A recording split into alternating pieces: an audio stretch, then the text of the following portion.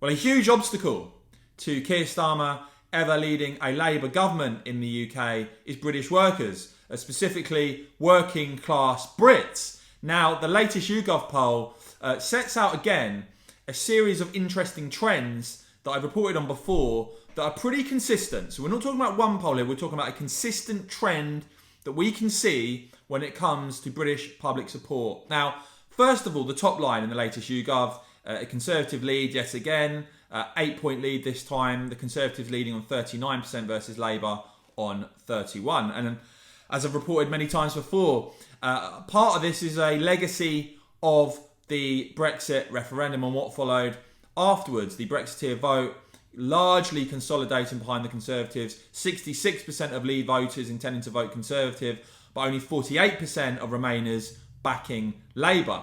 Labour have a 20-point lead in London in this poll. But outside of London, in the south of England, the Conservatives have a 30-point lead at 51 to 21. But this is what we've consistently seen, and this is the big problem for Labour, is that when you look at class of voters, when it comes to middle-class voters, yet again, the Tories have a fairly narrow lead, just a 6-point lead, 38 to 32. But when you look at working-class voters, there is still a double-digit lead for the Conservatives. 41% of working-class Brits currently intending to vote Conservative versus just 29%. Fewer than a third of working-class Brits currently intending to vote Labour. And this is something we have seen time and time again in these YouGov polls that I think is an interesting trend that others aren't really talking about, but I think is highly significant because, as I said, consistently now, you are seeing, in terms of the class of voters, a much narrower middle-class lead for the Conservatives over Labour, though it is always there.